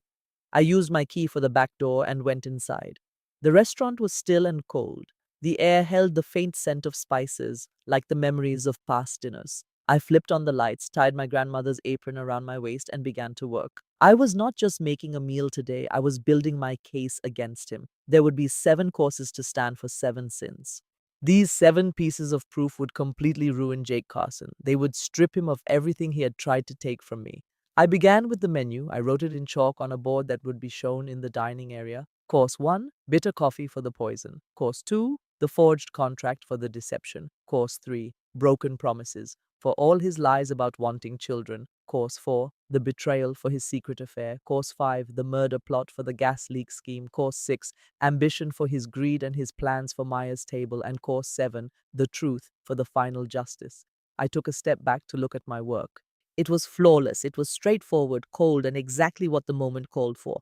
Then I started preparing the food. The first course was very simple. I brewed a pot of coffee that was dark, bitter, and incredibly strong.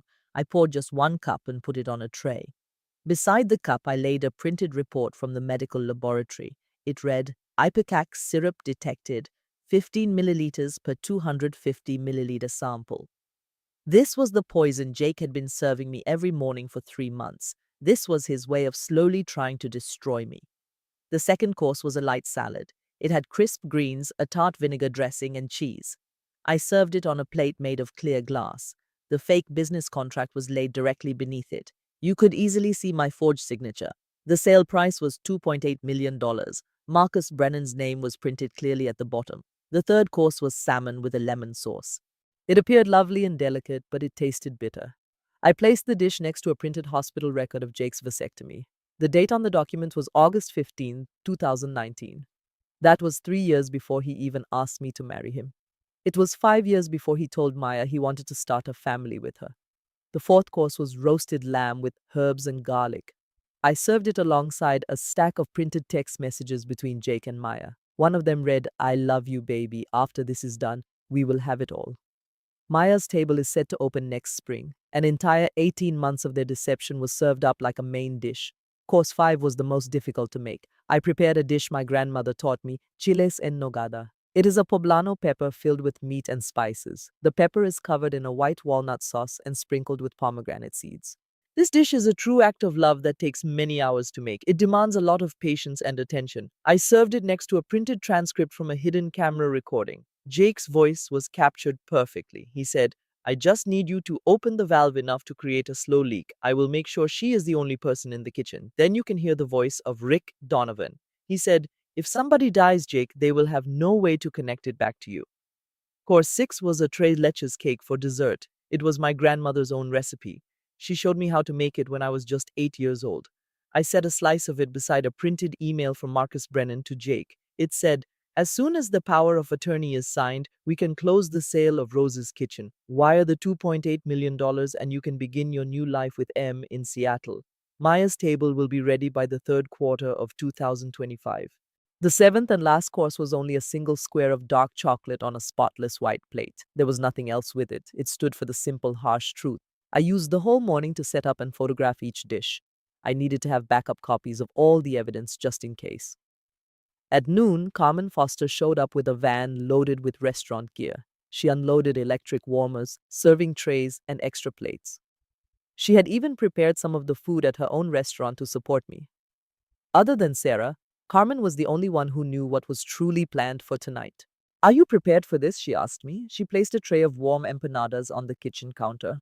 I have been prepared since February, I told her. She just nodded her head and did not say another word. That is one of the many things I admire about her. By 2 o'clock in the afternoon, every single dish was ready. I covered each one and put them in the walk-in refrigerator. After that, I went into the dining room. I put a large decorative screen at the front of the area. I set up a projector on a small table and plugged in my laptop. I reviewed the presentation I had created the week before. It showed crime scene photos, email chains, and financial records. It also had the video of Jake meeting with Rick Donovan. It was all the proof required to finally bring him down. At 3 o'clock, Sarah Morgan stopped by. She was off duty, wearing regular jeans and a jacket, but I could still notice her police badge clipped to her belt. Are you all right? She asked. I am fine. Jake has no idea what is about to hit him. She nodded. I will arrive at 7:45. I am going to sit at a table in the back and pretend to be a regular guest. If there are any issues, I will only be 2 seconds away. Nothing is going to go wrong, I promised her. She studied my face for a moment, then she gave my shoulder a gentle squeeze. Your grandmother would be incredibly proud of the woman you are. I was too overcome with emotion to say anything, so I simply nodded. At 5 o'clock, I began arranging the tables. I set up 15 places, complete with white linens, candles, and name cards. I put Jake's card at the most important seat of the main table. Maya's was to his right, and Marcus Brennan's was to his left. I put my own seat at the opposite end of the table, facing him. It was the position of power. At 6 o'clock, I put up the chalkboard menu. The menu planned 7 courses for 7 sins. At 6:30, I put on a simple black dress. I wore my hair up with the silver earrings from my grandmother. I saw a stranger when I looked in the mirror. She seemed much older, stronger, and completely ready. At 7 o'clock, I lit the candles. The dining room filled with a soft, warm glow. It looked like a beautiful painting, but was a beautiful trap. From the doorway, I took one last survey of the room. The tables, projector, evidence, and food. I had all I needed to finally stop this nightmare. My phone buzzed with a message from Jake. I am on my way. See you soon, baby. I did not answer. Then another message came from Maya. I am almost there. I am nervous but also excited. I gave a cold, small smile. She had good reason to feel nervous. At 7:30, I opened a bottle of wine. I poured a glass that I would not touch. I just held it and felt its weight in my hand. Everything was in its perfect place. The dinner party was ready to begin, and Jake did not know he was the main course tonight. Before I share what happened on October 28th, the evening justice was served. Type truth below. That way I know you are ready. What comes next is a complete shock. One small thing. I have changed a few details for clarity. If difficult stories bother you, this might be your time to step away. Rose's kitchen was softly lit by 2 dozen candles. The flames danced in the October wind from an open window. I stood near the host's station. For this night, I wore a deep burgundy dress. The dress was designed to look elegant and confident. It was the dress of a woman who knows her own power. The air smelled of roasted garlic and fresh basil. I also smelled sweet caramelized onions coming from the kitchen. I had just worked for 3 hours on a 5 course meal no one would forget. My hands were completely steady. I smoothed the white linen tablecloth one final time. I straightened the single red rose in its vase. I glanced at my phone. The time showed 7:58 in the evening. In 2 minutes, my first guest would arrive. The trap I had set for 8 months was about to spring. The door swung open at precisely 8:05. Jake entered. His wide shoulders seemed to take up the entire doorway. His smile was warm and familiar, but it was all a lie. He wore the charcoal gray suit I gave him for our first anniversary. He often said that it made him feel powerful. He walked over and pulled me into an embrace. He kissed my forehead with the same fake love he had on our wedding day. Happy anniversary, sweetheart, he whispered into my hair. His voice was quiet and intimate. I made myself smile and leaned into his arms. I had to be the loving wife just one more time. My fingers found my phone, where the remote gas shut-off app was open in my pocket. Maya showed up at 8:10 in the evening. Her red hair was styled in a classic knot. Her emerald green dress was picked to get Jake's attention. She stopped in the entryway, faking her surprise. Zoe, you told me to come, she said. Her voice was light, like we were just old friends. I was only going to stop by to say hello. I smiled at her, but there was no warmth in it. Of course, I invited you, Maya. You are part of the family. Her eyes quickly glanced at Jake before looking away. At 8:15, Marcus Brennan walked in. His silver hair was styled perfectly. He wore a flawless navy blue suit. He firmly shook Jake's hand, like a longtime business partner. Jake, it is great to see you, Marcus said smoothly, patting his shoulder. Zoe, I appreciate the invitation. Your grandmother's restaurant is a landmark. I simply gave a polite nod. I saw Jake's smile get a little tighter. His eyes tracked Marcus to his chair with the intense gaze of a predator watching a threat.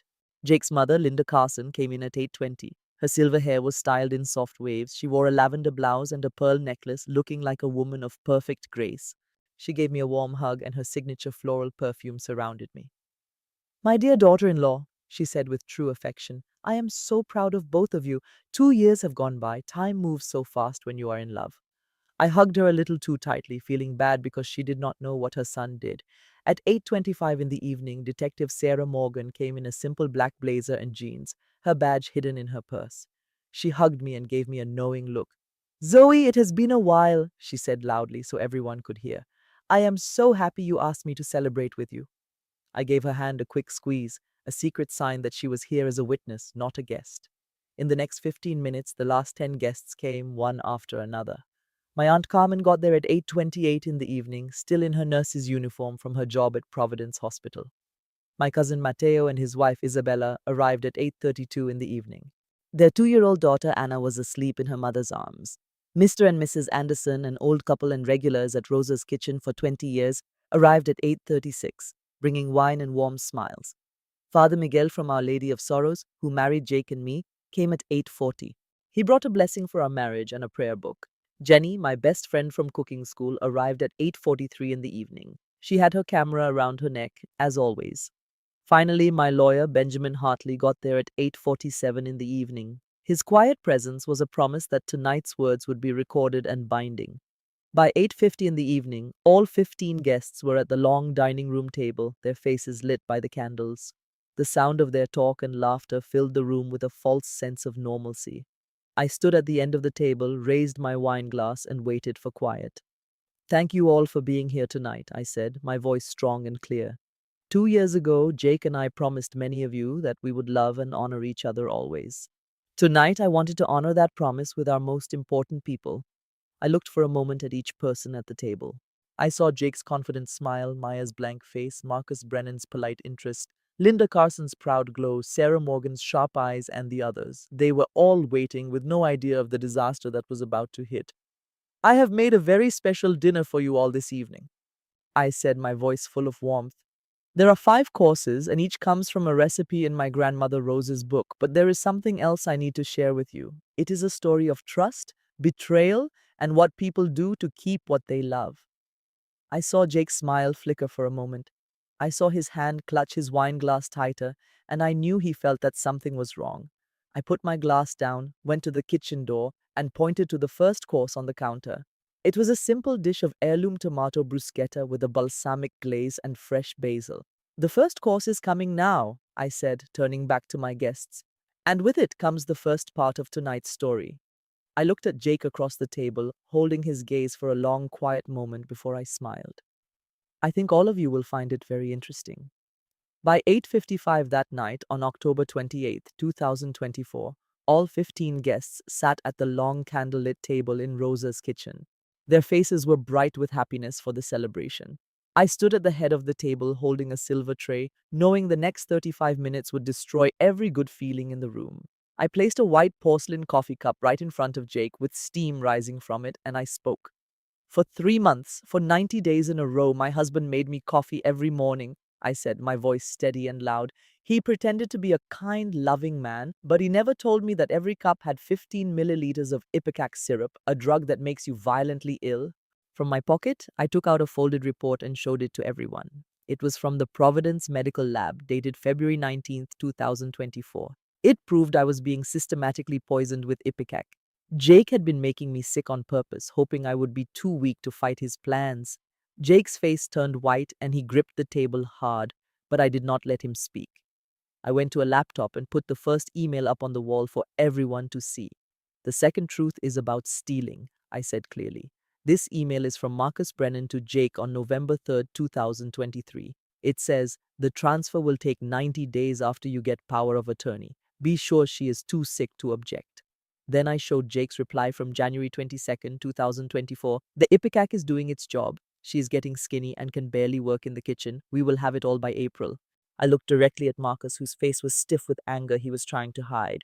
"You made an offer of $2.8 million for my family's restaurant, Mr. Brennan. You bet on the idea that I would never find out what you were doing." Marcus jumped out of his chair, but Sarah Morgan stepped forward from the doorway, her hand on her hidden badge. "Please have a seat," she said quietly. "You are not going anywhere." I pressed a button and the screen split to show 2 medical reports. "The third truth is about the lies Jake told my sister," I said, turning to look at a very confused Maya. I displayed both reports. The first was a fake fertility paper from a clinic that is not real, claiming Jake had a low sperm count. The second was his actual medical record from August 15, 2019. It showed he had a vasectomy 5 years ago. I let the room stay quiet for a moment.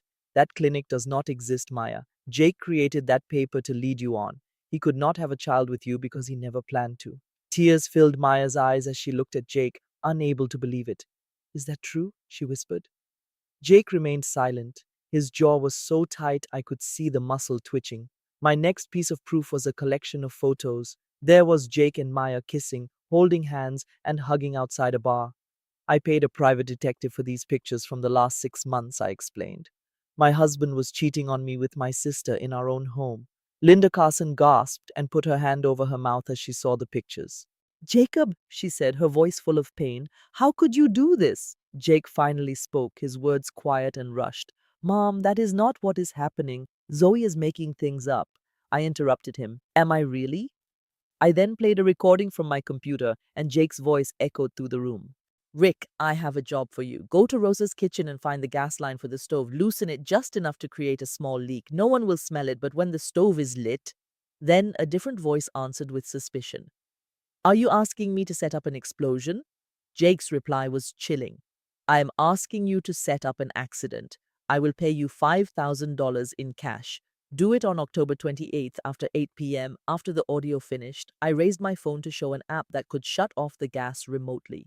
The fifth truth is that he tried to kill me, I said.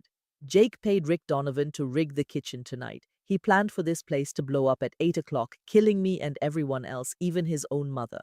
Linda fell into a chair crying and Aunt Carmen ran to her side. Jake jumped up, his face flushed with rage. I did not want anyone else harmed, he yelled. It was just supposed to be for... He trailed off, but it was too late. He had admitted it. I showed them my last bit of proof, a text message from Jake to Maya on October 1st. The sixth truth, I said, is about pure greed. Jake wrote to Maya, after Zoe is out of the picture, we can start our own restaurant, Maya's Table, for the two of us. Her response was, I am so excited, I love you. Maya hid her face in her hands and started to tremble. I placed my phone on the table, and the seventh truth, my voice was cold now, is justice. Sarah Morgan moved forward. Everyone could now see the badge on her belt. Her face was serious. Jacob Carson, you are being arrested for attempted murder, conspiracy to commit fraud, and asking someone to commit arson, she stated. Marcus Brennan, you are being arrested for helping with the fraud. She took out handcuffs and put them on Jake. He did not move. His face was completely pale. Another detective, James Torres, came in and handcuffed Marcus. You have the right to stay quiet, Sarah said, telling him his rights. Anything you say can be used against you in court. I saw them take Jake away at 9:28 in the evening on October 28th, 2024. He looked completely defeated. I felt a heavy burden leave me. It was not a win, just relief that justice was done. Maya was still crying at the table. Linda Carson took my hand. Her eyes were puffy and red. Zoe, I am truly sorry, she said softly. I never knew. I gave her hand a gentle squeeze. I know, Linda. This is not your fault. The door shut behind Jake and Marcus at 9:30 in the evening. The only noise was Maya crying softly. I looked at all my guests. They were upset and sad, but every one of them was safe. It is over, I whispered to myself. It is all finally over. At 9:35 in the evening, just 5 minutes later, Detective Sarah Morgan stood in the kitchen. It was October 28th, 2024. Her badge shone as she spoke to the guests, who were still in their seats looking stunned.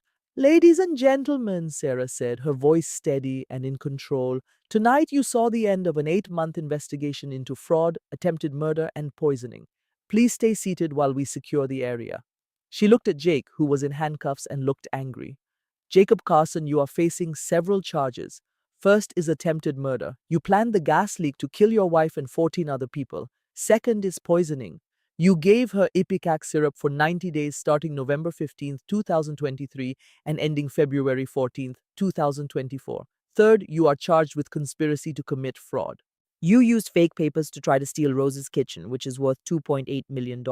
Fourth, you are charged with asking someone to commit arson and murder. This is for hiring Rick Donovan on February 27th, 2024, and offering him $5,000 to damage the gas line. And fifth, identity fraud for making up fake medical papers from a clinic that does not exist.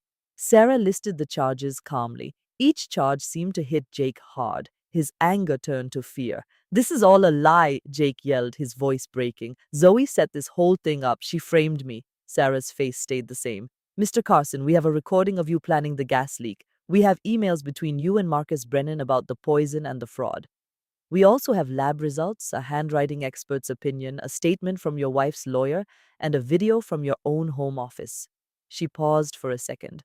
You framed yourself. Then she looked at Marcus, who was quiet next to Jake. His hair was messy and his nice suit was wrinkled. Marcus Brennan, you are charged with conspiracy to commit fraud, helping with an attempted murder, and racketeering. These charges are for helping Jacob Carson try to steal Rose's kitchen with fake documents and intimidation. Your emails with Mr. Carson between October 10th, 2023 and January 22nd, 2024 are proof of your intentions. Maya was shaking by the wall with tears on her face. She was not arrested, but she was very scared. Sarah went over to her and spoke in a kind but serious way. Maya Martinez, on October 27th, 2024 at 7:30 at night, you got a text message. It looked like it was from Jake. He asked you to be here as his alibi for a deadly explosion. Is that right? Maya nodded and said very quietly, yes. He said Zoe was having a party and he wanted me here. He said we could be together at last. He said it would seem like an accident and no one would find out. I thought he was just talking about a simple divorce. I did not know he was going to hurt her. Sarah watched her. Did you know he was poisoning her?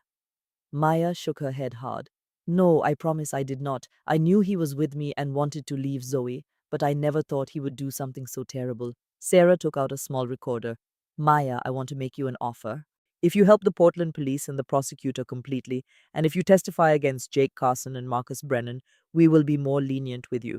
Any other proof you can give us about what they did will mean fewer charges and a shorter sentence. Do you understand what I am saying?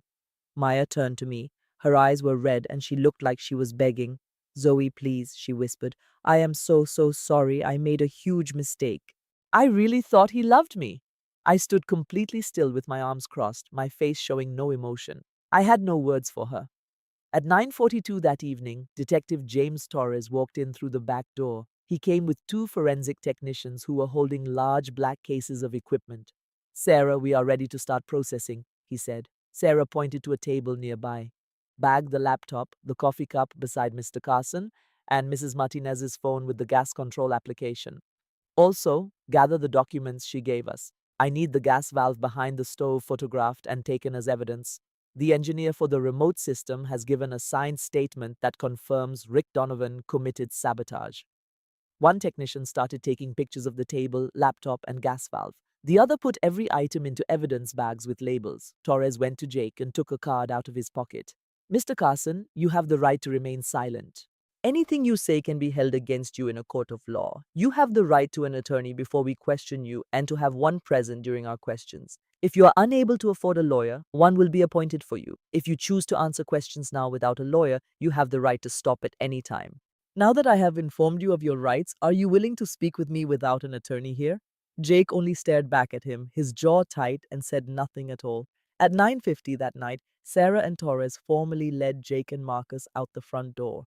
Maya followed them with her hands in cuffs, still weeping softly. She had already decided to cooperate and signed a document promising to be a witness. As they got to the doorway, Jake looked back at me one final time. You are going to regret this, Zoe, he threatened, his voice quiet and full of hate. You call this a win, but you've ruined everything. I held his gaze without flinching.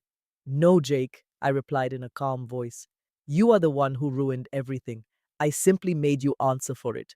The door shut behind them at 9:53 in the evening, and the room became quiet and calm. Linda Carson was at the table, leaning on Aunt Carmen's shoulder and crying. Father Miguel said a soft prayer. Benjamin Hartley approached me and placed a hand on my shoulder. You did the right thing, Zoe, he said to me. All I could do was nod as I could not find any words. For the first time in 8 months, the terrible pressure on my chest started to go away. On December 18th, 2024, which was 7 weeks and 3 days after Jake was arrested, I was finally free. I was sitting in the first row of courtroom 412 in downtown Portland. I held my hands together in my lap and had my coat fastened against the winter air. I saw Judge Margaret Whitmore walk in, her black robe flowing behind her, her face serious and hard to interpret. The trial had gone on for 3 long weeks, from November 27th to December 16th.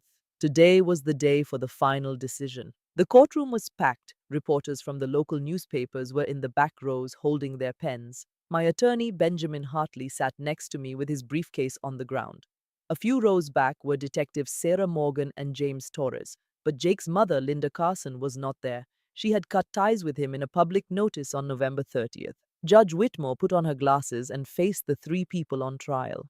This court is now ready to give the sentences for Jacob Michael Carson, Marcus James Brennan, and Maya Elena Martinez, she announced with a strong voice. Mr. Carson, will you please stand? Jake got up from his chair. His orange prison jumpsuit was a stark change from his usual designer clothes. His face looked pale and thin after spending 2 months in jail. Judge Whitmore stared down from her elevated seat. Jacob Michael Carson, a jury has declared you guilty on several counts. These counts include the attempt of first-degree murder and severe assault by poisoning. You are also guilty of conspiracy for fraud, hiring an arsonist, and identity theft. The proof against you was overwhelming. We had phone recordings, emails, and reports about the poison. We looked at fake documents and heard from many witnesses, which included Maya Martinez. It is very clear you planned for months to poison your wife, take over her business, and then murder her. You organized an explosion that would have also killed 14 innocent people. The judge stopped for a moment, letting her words settle in the silent courtroom. This court considers your actions some of the worst cases of domestic violence and financial abuse we have ever witnessed. You showed a total lack of concern for human life. For these crimes, your sentence will be 12 years in the Oregon State Penitentiary. You will not be considered for parole during the first 8 years. After your release, you will be on supervised probation for 5 years.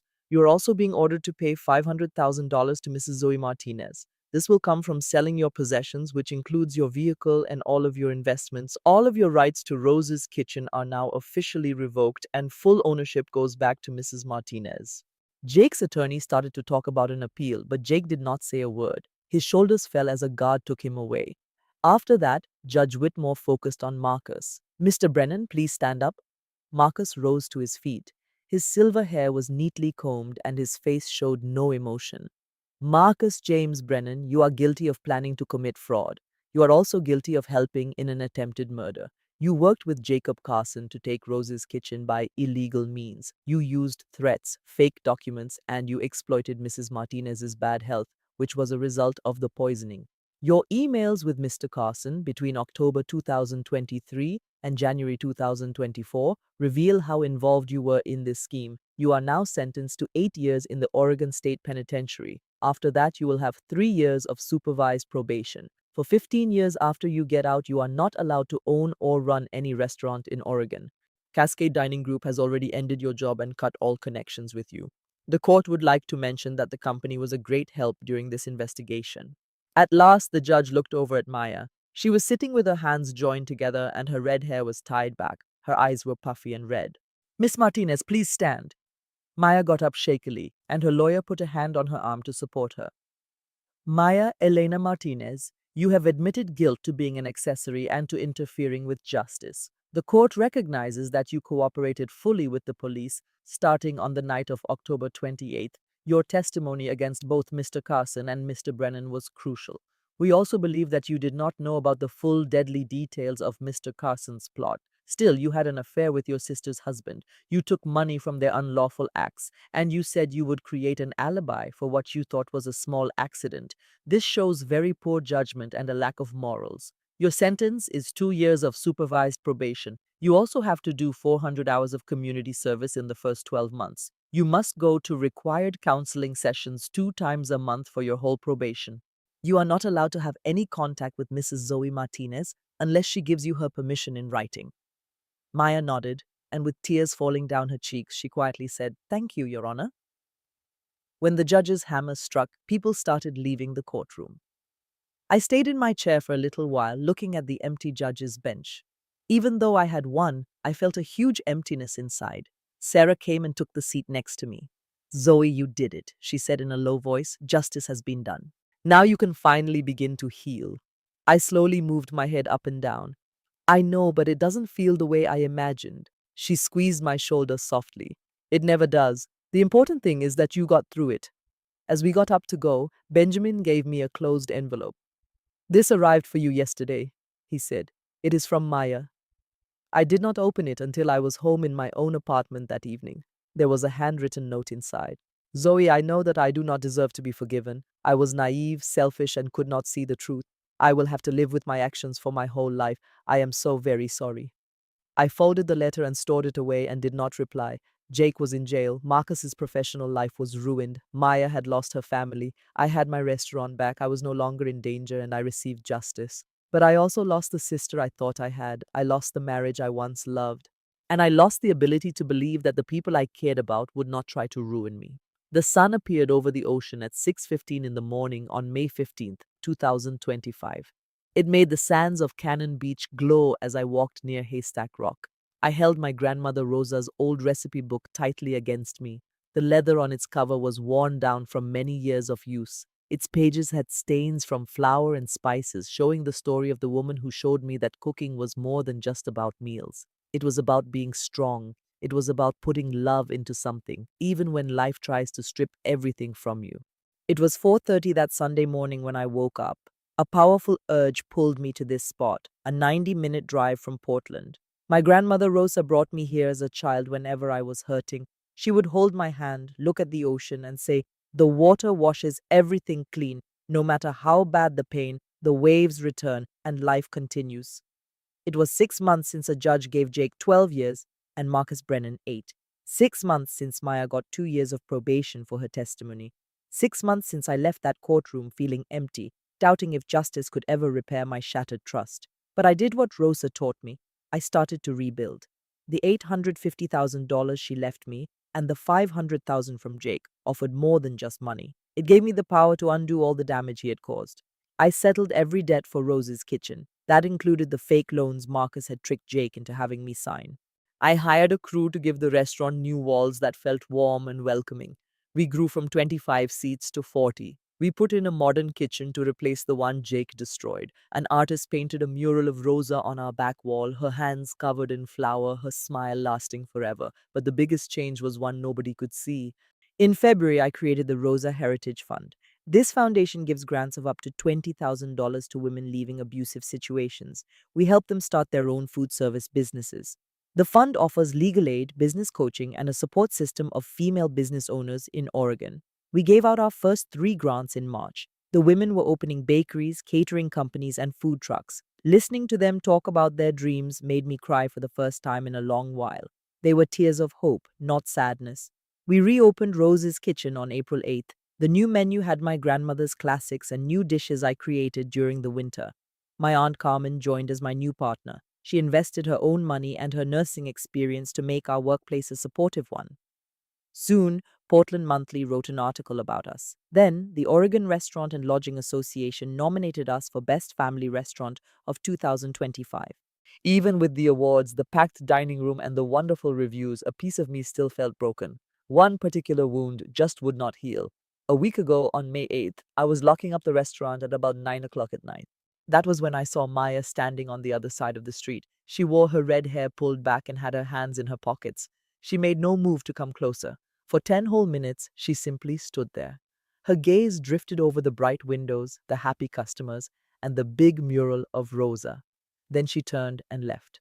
The next morning, I found white roses and a note on my doorstep. It said, "Zoe, I am not asking you to forgive me. I just need you to know I am sorry for my actions every single day." I took the flowers inside and read the note many times, but I did not write back. I was not ready. Maybe I never would be. Some betrayals are too deep to ever fully forgive. That is the case even when the person who betrayed you was also a victim. The ocean washed over my feet on the shore as my phone vibrated. It was a message from a woman named Elena Ramirez. I opened it and read her words in the bright sunshine. She wrote, "My name is Elena Ramirez and I'm 29 years old. I recently left a bad marriage with my 7-year-old daughter. We have nothing left. A shelter in Portland told me about your Rosa Heritage Fund. It has been my lifelong dream to be a professional chef. I noticed on your website that you are hiring kitchen staff. I do not have much experience, but I learn very fast and I will work harder than anyone else." Her message finished with one simple question: would you be willing to give me a chance? A sense of warmth and purpose grew inside me as I read her message again. I replied right away, "Eleanor, I would be honored to have you. Please come to Rosa's Kitchen this Monday at 10 in the morning. We can begin this next chapter together." After I sent the message, I looked at Haystack Rock, standing firm against the constant waves. I pictured Jake in prison, Marcus having lost everything, and Maya dealing with her choices. I thought about how they almost destroyed my life and my business.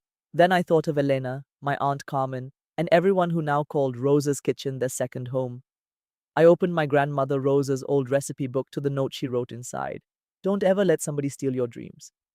As I traced her writing, I could almost hear her voice telling me that life, just like the sea, always pushes forward. I had not forgiven Maya, and I suspected a part of me never would. But I was finally forgiving myself for putting my trust in those who betrayed me. I was forgiving myself for not seeing the truth that was right there. Rose's Kitchen was now far more than a place to eat. It was a safe haven. It was the living proof that women like Elena and me could survive the worst things and still create something wonderful. I made a silent vow to always guard what my grandmother started. It was not just about her cooking, it was about the hope we gave to women who needed a new beginning. The sun began to rise, painting the sky with beautiful colors. For the first time in a very long year, I felt true peace. The hurt was still there, but my life now had a powerful purpose. I put the cookbook under my arm and headed back to my car. I was ready for home, ready for Monday, and completely ready for the future. I need you to understand this. God showed me the truth 3 times before October 28th through the lab results, the secret recording, and Maya's confession. Each time I chose to act with reason instead of anger. When betrayal comes from your own family, it is the worst kind of pain. But remember, God gives us more than just the will to survive. He gives us the clarity to find our own way forward. I chose the path of legal justice instead of personal revenge. I did this not to ruin Jake and Marcus, but to stop them from ever hurting another woman. Please do not repeat my mistakes. I was too trusting and ignored all the warning signs. I believed love would be enough to protect me. Betrayal from someone you love does not come with a loud alarm. It enters quietly through something as small as a coffee cup or a faked signature. It hides behind the friendly smile of someone who uses a pet name for you while planning your downfall.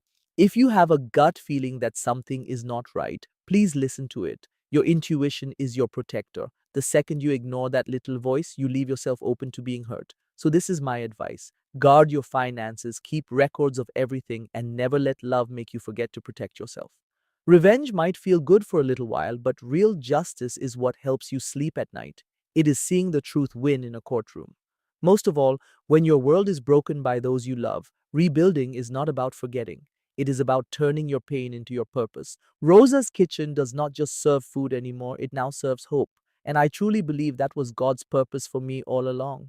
If any part of my story touched you, I would be so grateful if you left a comment about your own experience with betrayal. Please subscribe for more true stories about resilience and share this video with anyone who needs to know they can overcome this. Thank you for taking the time to listen to me. Your time is a true gift. Please note, the stories on this channel may include some fictional details for teaching purposes. If you are interested in a different type of story, please feel free to look at the other videos available on our channel. Stay safe, stay strong, and never forget, you are not as alone as the betrayal makes you believe.